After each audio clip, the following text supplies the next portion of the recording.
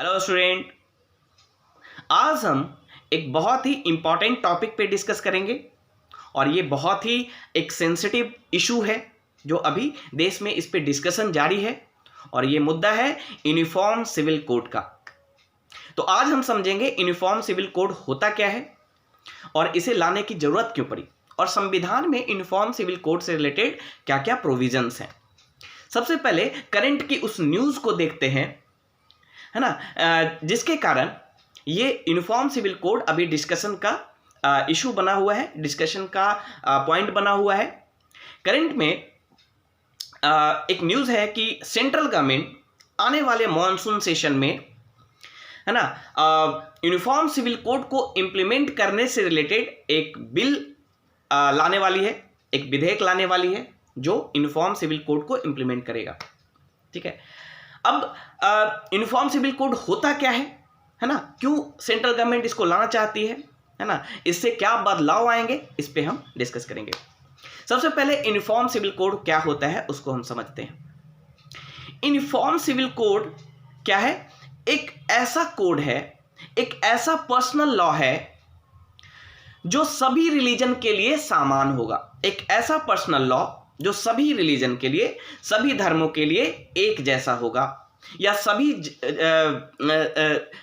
Gender के लिए, चाहे वो पुरुष हो, स्त्री हो, चाहे किसी भी तरह का सेक्सुअल ओरिएंटेशन हो, सभी के लिए एक जैसा कोड होगा, एक जैसा नियम होगा, एक जैसा पर्सनल लॉ होगा। ये पर्सनल लॉ क्या होता है? Personal law is related to marriage, divorce, child adoption and inheritance या प्रॉपर्टी राइट, है ना। यानी विवाह, तालाक, चाइल्ड को जब हम एडॉप्ट करते हैं, है ना, या फिर जो प्रॉपर्टी का राइट्स होता है ना, जो चिल्ड्रंस का राइट होता है पेरेंट के प्रॉपर्टी पे, उन सारे चीज़ों से रिलेटेड जो कानून होता है उसे कहा जाता है पर्सनल लॉ।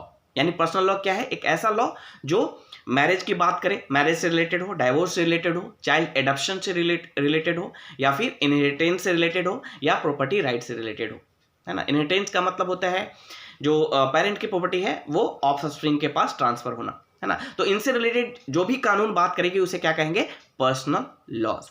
तो यूनिफॉर्म सिविल कोड क्या है? जैसा कि नाम में ही पता है, नाम ही सजेस्ट कर रहा है कि ये ऐसा पर्सनल लॉ है, एक ऐसा पर्सनल कोड है जो सभी रिलीजन के लिए एक जैसा होगा, है ना, सभी धर्मों के लिए एक जैसा होगा, सभी जेंडर के लिए एक जैसा होगा, है ना, और जितने भी सेक्सुअली ओरिएंटेड लोग होते हैं सभी के लिए एक जैसा, एक समान होगा। ठीक है, तो इसकी जरूरत क्यों पड़ी हमें, सबसे पहले इस पे डिस्कस करते हैं। उसके पहले मैं ये बता दूं कि लॉ कमीशन ने 14 जून को पब्लिक और जितने भी रिलीजियस इंस्टीट्यूशन हैं उनसे यूनिफॉर्म सिविल कोड पर उनकी राय मांगी है ना। लॉ कमीशन चाहता है कि एक कंसेंसस से इस चीज़ को लागू किया जाए, क्योंकि ये बहुत ही विवादित मुद्दा है, सेंसिटिव इश्यूज है, रिलीजन से रिलेटेड है ना। इसके कारण लॉ कमीशन चाहती है कि पब्लिक का क्या ओपिनियन है वो पहले जाना जाए, है ना। तो इसके पहले लॉ कमीशन का स्टैंड था कि यूनिफॉर्म सिविल कोड की जरूरत नहीं है, क्योंकि हर धर्म का अपना पर्सनल लॉ है ना। तो सबसे पहले बात करते हैं कि इंडिया में पर्सनल लॉ का स्टेटस क्या है। इंडिया में पर्सनल लॉ का स्टेटस है, हर रिलीजन का अपना पर्सनल लॉ है। जैसे कि Hindu personal laws, Muslim personal laws. Hindu personal laws में ही सिख, है ना, सिख, जैन और बुद्धिस्ट लोगों का भी, बुद्धिस्ट लोग भी इसमें शामिल है। हिंदू पर्सनल लॉ में ही सिख, जैन और बुद्धिस्ट शामिल है ना। मुस्लिम पर्सनल लॉ है जो मुस्लिम के पर्सनल चीज़ों से रिलेटेड है, मैरिज डाइवोर्स से रिलेटेड है। और third is Christian personal law, है ना। ये 3 पर्सनल लॉ है हमारे यहाँ। ठीक है, हिंदू पर्सनल लॉ में को 4 पार्ट में डिवाइड किया गया है, जिसमें जो मेन है वो 2 है। Hindu marriage act, Hindu personal law के अंतर्गत 4 कोड है, 4 एक्ट हैं, लेकिन 2 बहुत ही इंपॉर्टेंट कोड है। पहला है हिंदू मैरिज एक्ट और दूसरा है Hindu succession act. Hindu marriage act marriage, divorce, इन सारी चीज़ों से इन सारी चीज़ों को रेगुलेट करता है। और जो सक्सेशन एक्ट है, हिंदू सक्सेशन एक्ट, वो इनहेरिटेंस को रेगुलेट करता है, यानी प्रॉपर्टी राइट्स को रेगुलेट करता है, यानी विवाह के बाद यानी ऑफ स्प्रिंग को पेरेंट्स का कितना प्रॉपर्टी ट्रांसफर होगा, कैसे ट्रांसफर होगा, इसकी बात करता है सक्सेशन एक्ट। तो हिंदू पर्सनल लॉ के अंतर्गत दो एक्ट हैं, दो इंपॉर्टेंट एक्ट हैं, हिंदू मैरिज एक्ट और हिंदू सक्सेशन एक्ट। उसी तरह मुस्लिम पर्सनल एक्ट के तहत दो एक्ट हैं, मुस्लिम marriage act and Muslim succession act. उसी तरह क्रिश्चियन पर्सनल लॉ के अंतर्गत Christian marriage act and Christian succession act है ना। मैरिज एक्ट और सक्सेशन एक्ट में अंतर समझ में आ गया आपको। तो यूनिफॉर्म सिविल कोड की जरूरत क्यों पड़ी? जब सभी रिलीजन के लिए जब पर्सनल लॉ पहले से ही है तो यूनिफॉर्म सिविल कोड की क्यों जरूरत है? यूनिफॉर्म सिविल कोड की जरूरत इसलिए है ताकि यूनिफॉर्मिटी बना रहे, इंटीग्रिटी बना रहे, और साथ ही साथ जो इक्वालिटी है, समानता है, उसको हम अचीव कर सकें, है ना। हमारे संविधान में आर्टिकल 44 में अनुच्छेद 44 में यूनिफॉर्म सिविल कोड की बात की गई है, जो कि एक डीपीएसपी है, directive principle of state policy.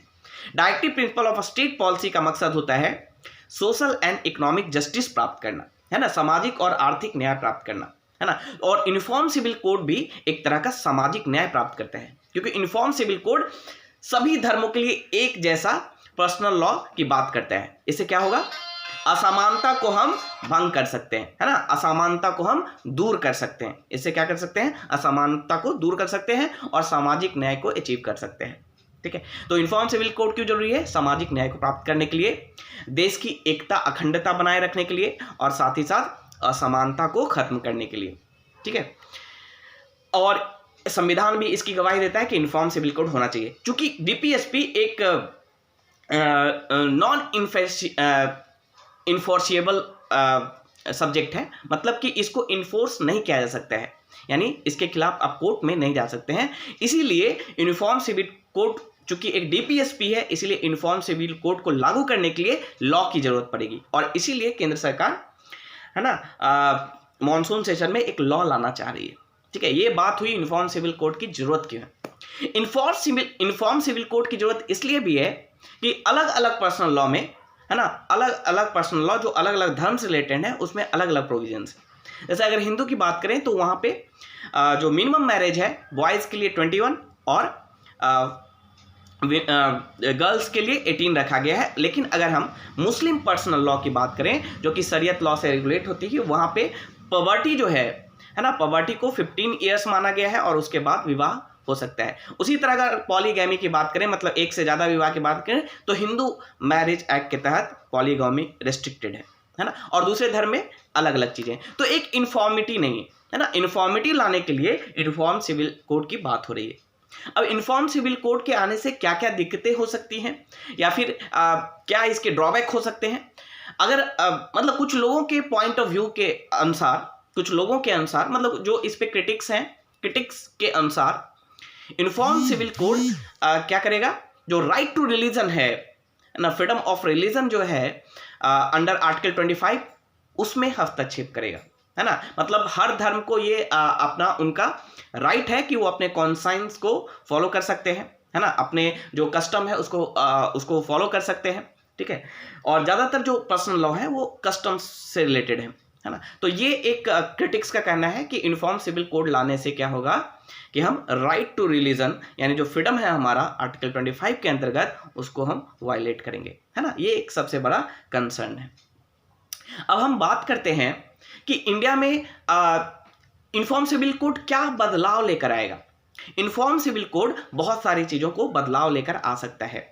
सबसे पहला, आपको पता है, मैंने अभी बताया कि हिंदू के लिए हिंदू मैरिज एक्ट है, मुस्लिम के लिए मुस्लिम मैरिज एक्ट है, क्रिश्चियन के लिए क्रिश्चियन मैरिज एक्ट है, और हिंदू मैरिज एक्ट में सिख, ईसाई और जैन भी आते हैं, ठीक है। तो इसके अलावा एक और मैरिज एक्ट है, अब वो है स्पेशल मैरिज एक्ट, है ना, स्पेशल मैरिज एक्ट 1954।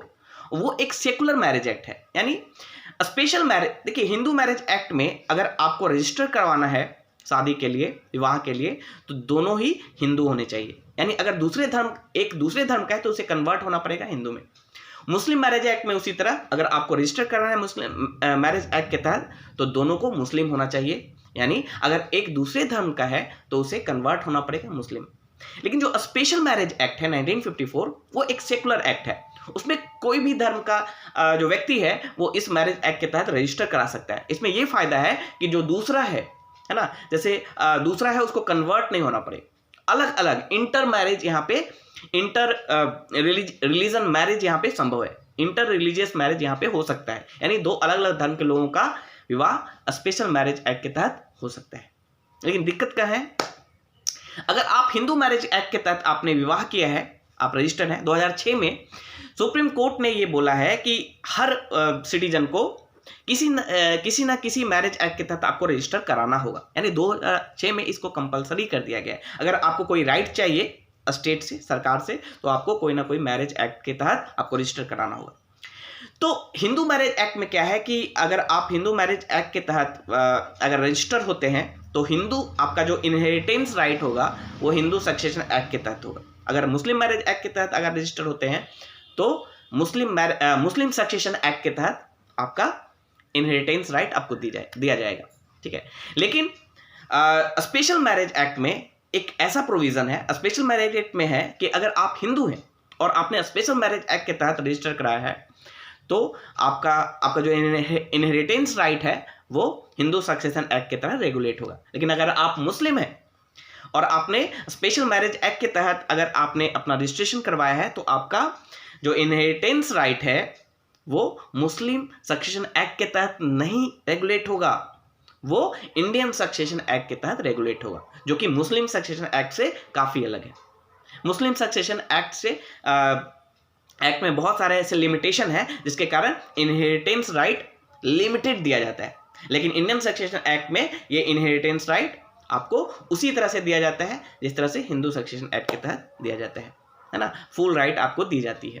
तो ये यहाँ पे एक बाधा आती है कि हर रिलीजन के लिए अलग अलग है, इतना कन्फ्यूज़न क्रिएट होता है, चाहे वो मैरिज के एज से रिलेटेड हो या फिर डाइवोर्स का जो नियम है उससे रिलेटेड हो या एडप्टेशन का जो नियम है उससे रिलेटेड हो, सक्सेशन का जो नियम है उससे रिलेटेड हो, बहुत ही कन्फ्यूज़न है ना। और इसी के कारण यूनिफॉर्म सिविल कोड को लागू की जाने की बात की जा रही है ना, जो कि काफ़ी चैलेंजेस होगा क्योंकि हमारा जो कंट्री है वो बहुत ही डाइवर्स है ना। इसमें जो माइनॉरिटी हैं उनको ये डर है कि इनसे उनका जो राइट्स है वो छीना जा सकता है या उन पे वो कई सारी चीज़ें थोपी जा सकती है। तो ये कुछ बाधाएं हैं है ना जो यूनिफॉर्म सिविल कोड को लागू करने में आ सकती है। अब हम यहाँ पे देखेंगे कि सुप्रीम कोर्ट का क्या इस पे से है, यानी सुप्रीम कोर्ट इस पे क्या बोलती है। सुप्रीम कोर्ट ने अपने अलग अलग वर्डिक्ट में जो उसका वर्डिक्ट हुआ है उसमें यूनिफॉर्म सिविल कोड को लागू करने की बात कही है। अगर हम सबसे पहले अगर बात करें शाह बानो बेगम केस वर्सेस मोहम्मद अहमद खान 1985 की बात करें तो उसमें सुप्रीम कोर्ट ने क्या बोला था, उसने सुप्रीम कोर्ट में बोला uniform civil code would help in removing contradiction based on ideologies, यानी डिफरेंट रिलीजन का जो आइडियोलॉजीज है उसमें जो कॉन्ट्राडिक्शन है ना, उस कॉन्ट्राडिक्शन को दूर करने में यूनिफॉर्म सिविल कोड हेल्प करेगा। यानी उसने यूनिफॉर्म सिविल कोड की वकालत की है एक तरह से, ठीक है। दूसरा एक केस है Sarla Mudgal versus union of India 1995 का। इसमें सुप्रीम कोर्ट ने स्पेसिफिकली मेंशन किया है कि UCC would prevent fraudulent conversion and bigamous marriages, यानी जो कन्वर्जन की बात होती है, जैसे मैंने बताया था कि हिंदू मैरिज एक्ट के तहत या मुस्लिम मैरिज एक्ट के तहत आपको जो दूसरा जो कपल है जो दूसरे धर्म से उसको कन्वर्ट होना पड़ेगा, और कई बार फ्रॉडलेंट कन्वर्जन होता है। तो इस फ्रॉडलेंट कन्वर्जन को रोकने के लिए यूसीसी बहुत इंपॉर्टेंट है, सुप्रीम कोर्ट का कहना है। या फिर जो बायोगैमी होता है, बाईगैमस जो होता है यानी दो विवाह जो होता है उसको भी रोकने के केस में, क्योंकि जो बाईगैमस है वो विमेन के का जो राइट्स है उसके विरुद्ध है ना। यानी अगर कोई व्यक्ति दो विवाह करता है तो वो विमेन मेल हो या फीमेल उसके राइट्स के अगेंस्ट है ना। तो इसको रोकने के लिए भी यूनिफॉर्म सिविल कोड एक बहुत अच्छा हथियार बन सकता है। थर्ड केस है आपका, वो है Saira Bano versus union of India 2017। ये बहुत ही लेटेस्ट केस है, Saira Bano versus union of India 2017, जिसमें ट्रिपल तलाक को है ना, नल एंड वाइड कर दिया गया था सुप्रीम कोर्ट के द्वारा। तो इस केस में सुप्रीम कोर्ट ने क्या किया, इस केस में सुप्रीम कोर्ट ने पार्लियामेंट को सजेशन दिया या रिकमेंड किया कि parliament should enact a law to regulate Muslim marriages and divorces. यानी मुस्लिम मैरिज या जो डाइवोर्स है वो अभी मुस्लिम पर्सनल लॉ के तहत रेगुलेट होता है, और वो क्या है, वो शरीयत लॉ के तहत रेगुलेट होता है, और उसमें ट्रिपल तलाक का प्रोविजन था, है ना। और सारा बानो केस में सुप्रीम कोर्ट ने ट्रिपल तलाक को नल एंड वाइड कर दिया था, और पार्लियामेंट को एक सजेशन दिया था, रिकमेंड किया था कि आप एक ऐसा लॉ बनाइए जो मुस्लिम मैरिज को रेगुलेट करे या मुस्लिम डाइवोर्स को रेगुलेट करे। और इसी अगर कॉन्टेक्स्ट में देखें तो यूनिफॉर्म सिविल कोड एक बहुत एक अच्छा सॉल्यूशन होगा, एक पैनिशिया होगा जो सारे जो कॉन्ट्राडिक्शन है या फिर जो भी इरेगुलरिटीज हैं, जो डिफरेंसेस हैं, उसको खत्म कर देगा, है ना। यूनिफॉर्म सिविल कोड को लेकर आपकी क्या राय है, आप कमेंट बॉक्स में जरूर इसे बताएं, है ना, कि यूनिफॉर्म सिविल कोड लागू होना चाहिए या नहीं होना चाहिए, लागू होने में क्या क्या दिक्कतें हैं आप डिस्कस कर सकते हैं, है ना, कमेंट बॉक्स में मुझे आप भेज सकते हैं, है ना। और अगर आपको ये वीडियो अच्छा लगा तो आप लाइक एंड सब्सक्राइब जरूर करें, क्योंकि आगे जो भी प्रेसिंग इश्यूज होंगे, जो भी ज्वलंत मुद्दे होंगे, उस पर मैं वीडियोस बनाऊंगा। Thank you.